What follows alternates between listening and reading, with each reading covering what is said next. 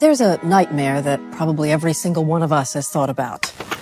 That you're terminally ill, you're broke, and you have nowhere to turn. Well, as it turns out, in America, there are some people who have seen the business possibility in that nightmare.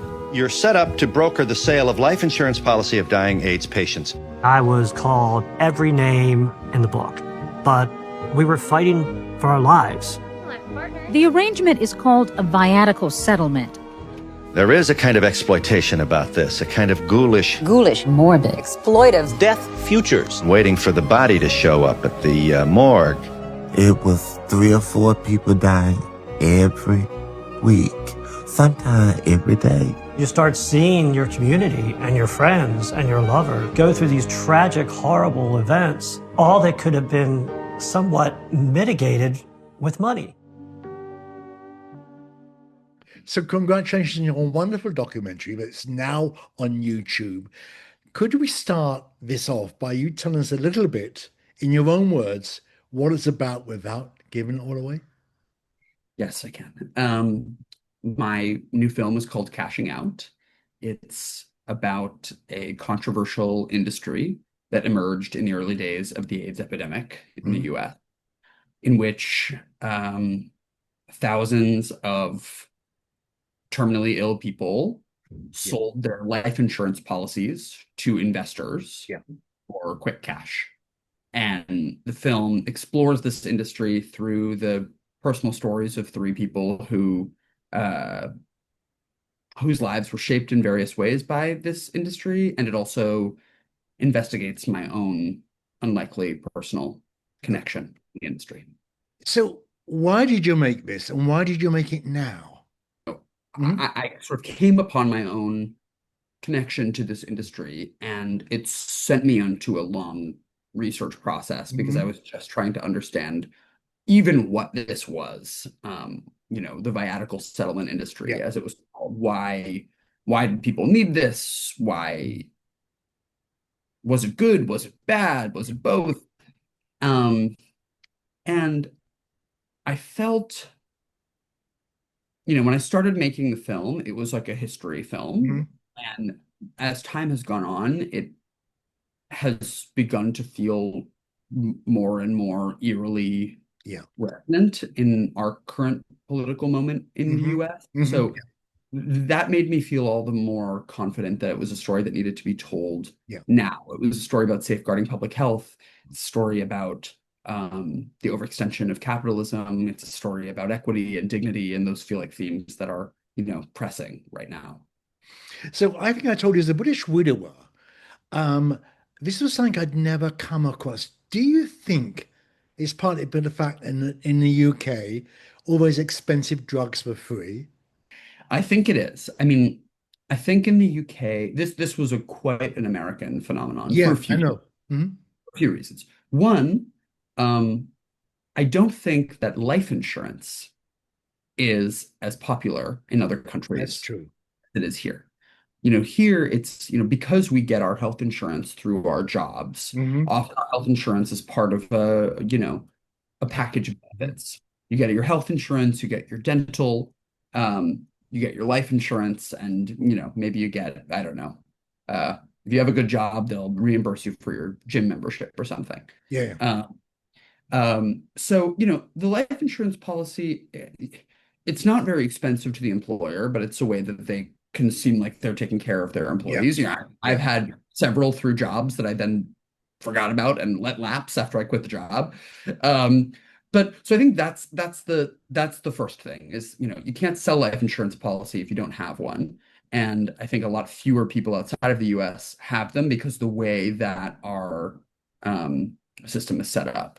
But also, to your point, the level of desperation was just completely different. I mean, we have a totally dysfunctional, nearly non-existent social safety net in this country.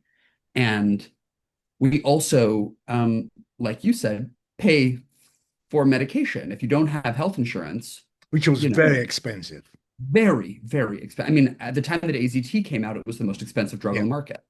So, yes. And again, it's like this collision of, if you are too sick to work, you lose your job, you lose the health insurance that comes with your job. Now there's probably a big gap before you qualify for whatever government program that you can get because of disability. You need to prove a certain amount Yeah. of time, the amount of severity of disability, which is a lot of paperwork and approvals, and you're paying out of pocket for the medication in the meantime. And if you don't have the cash, you know, Yeah. you need to find a way to get it. Yeah. And so it's, out of desperation emerges an Mhm. industry like this that is leveraging this sort of, you know, for most people, almost meaningless Yeah. asset in something that's urgently meaningful. Yeah, I was all over the place watching this movie.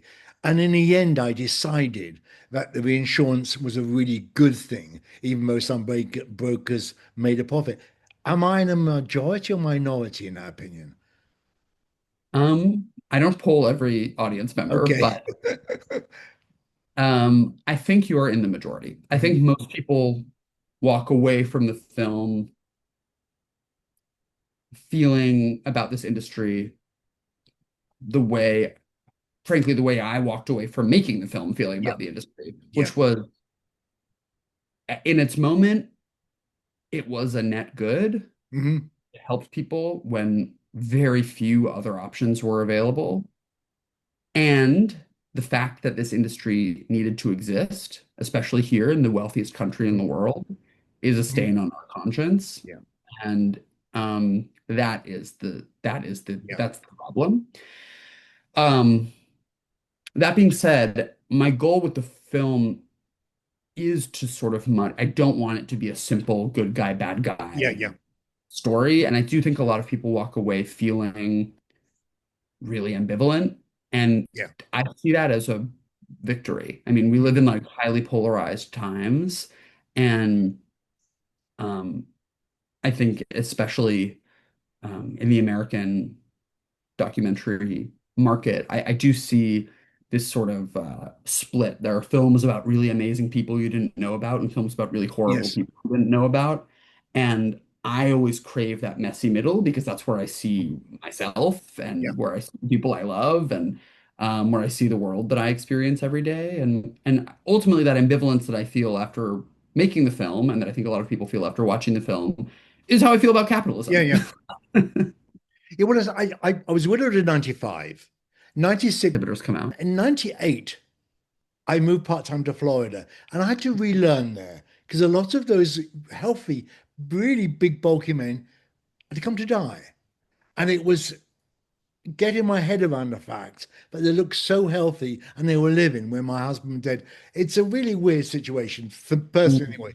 Have you any idea how many lives were helped back then because of this? I don't have a good sense of the Okay. scale, um, but many thousands. I Mhm. mean, whether it's you ended up being able to survive, Yeah. or you lived a little longer, or you died more comfortably, Yes.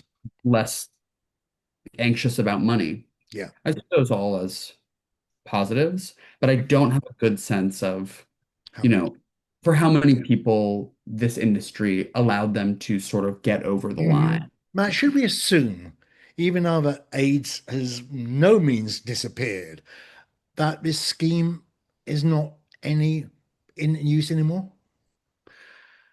No, we should not assume Okay. that. I mean, the viatical settlement industry emerged or has evolved into something Mhm. called a life settlement industry.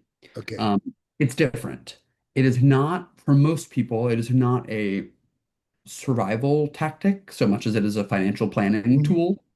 Um, but it does exist, and people with other terminal illnesses do often Right. take advantage of this. There's been a change. This is sort of in the weeds, but the viatical settlement industry sort of forced a change in the life insurance companies. I tell people this all the time because they don't understand. Life insurance companies make money on people defaulting. When you have Oh, paid yeah. into an insurance policy and then you stop paying, that's how they make money. Yeah. They don't want you. They don't want to pay out your death Yeah. Yeah. benefit. They want you to default. Yeah. Yeah. And I'll say this as somebody who defaulted on a life insurance policy. So at a certain point, the viatical settlement industry was affecting the bottom line for these companies. There were all these people who would have defaulted on their policies, but Didn't. now all of a sudden didn't because they had sold Yeah. them, and the investors had a keen interest in those policies coming to fruition.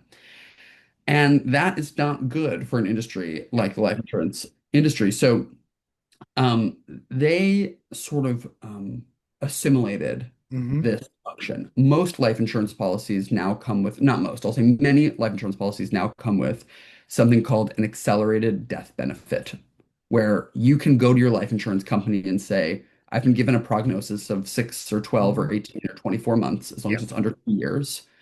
Can I have some predetermined percent of my death benefit now? Something Is that a 80%. known factor, or is it something you know? So it's something I know. I don't Okay. think people know. It's Mhm. buried in their policy documents. So, if you were, you know, uh, fastidious Yeah, and read all your life insurance policy documents, then you would know. I'm not fastidious.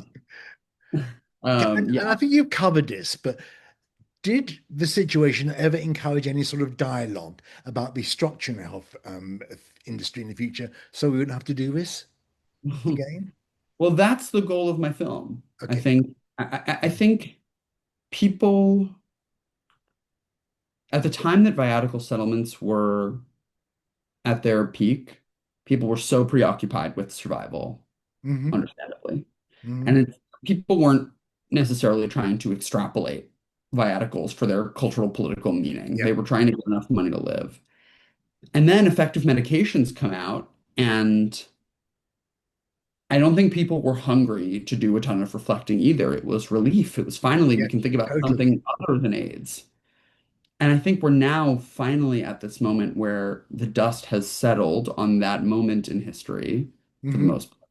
And we need to do the kind of reflecting that you are talking about so that this doesn't happen again. And that's what I'm trying to Good. inspire with this That I, film. yeah, I don't think as a community we're good at doing that. We just want to hide it and carry on. Your film is an essential part of gay history, although not everyone AIDS was gay. What was the audience you aimed it at? The primary audience that I aimed it at Mm. actually is young people. Hmm. Um, I think I see in my generation a pretty tragic ignorance about Hmm. this history. Hmm. Not specifically the history of viaticals, but about AIDS history, period. And I don't blame individual queer people for this. Hmm. I mean, our educations, I went through, you know, the American school system, and not once did anybody teach me in a history Yeah. class or any other kind of class, a science class, Hmm. about HIV or AIDS or this history. I had to seek it out on my own as a curious queer person who wanted to understand my roots, my cultural roots. Hmm.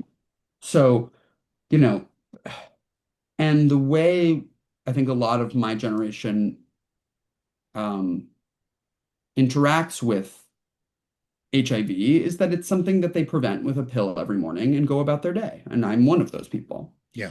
But there's a really important, powerful history underlying that pill that we're putting into our bodies every day that people need to understand. And I think, you know, I've seen that I think sort of every generation of queer people needs to find a new, fresh way to retell the story of the Yeah. epidemic.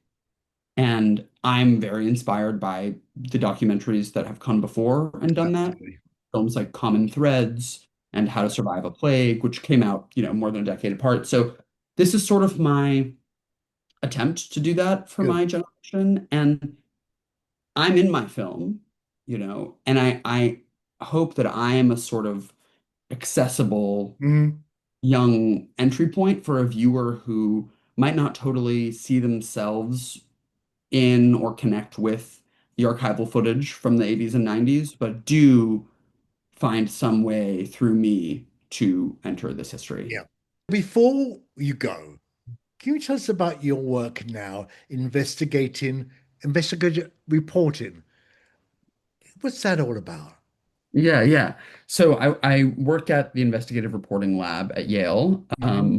I that's, I mean, cashing out is a different kind of story, but Yes, I know. it's investigative in Yeah. nature. I went in with the question, what is this and what does it mean for our culture and what does it mean for me? And although it's a different sort of tenor, it's an investigative story. I mean, I'm trying to investigate something that I know nothing about and pulling in the sort of tactics of investigative journalism to do that. Um, but my bread and butter are investigative stories. I'm interested in the criminal justice system. I'm interested in mental health care. I'm interested in climate change. I'm interested in the healthcare system, and looking at how Mhm.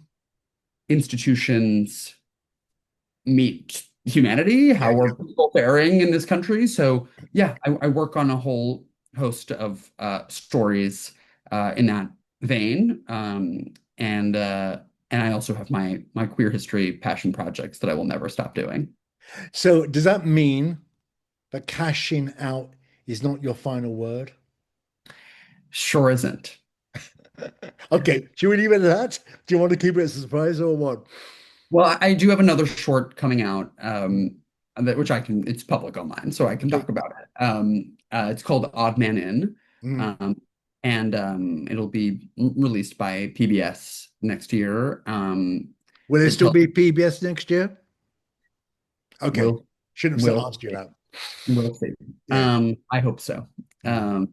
And it's about a fascinating gay writer from the 1950s named Donald Webster Corey, who Mhm.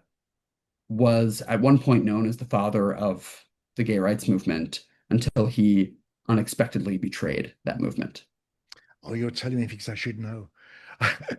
Okay, that's really exciting. So we hope to see that soon.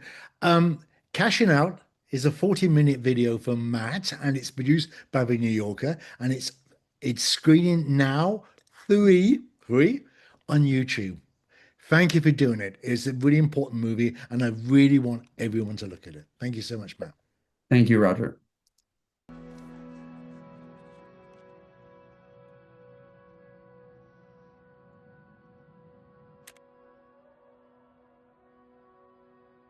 Viewing my life through the lens of the gratitude I have for survival.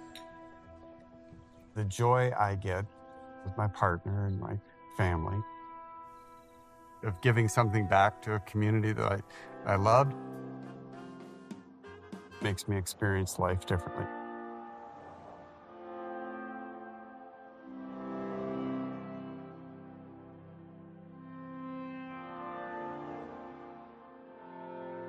Last year, I finally got some life insurance for me and my husband. Today, I can say I got me an insurance policy, baby.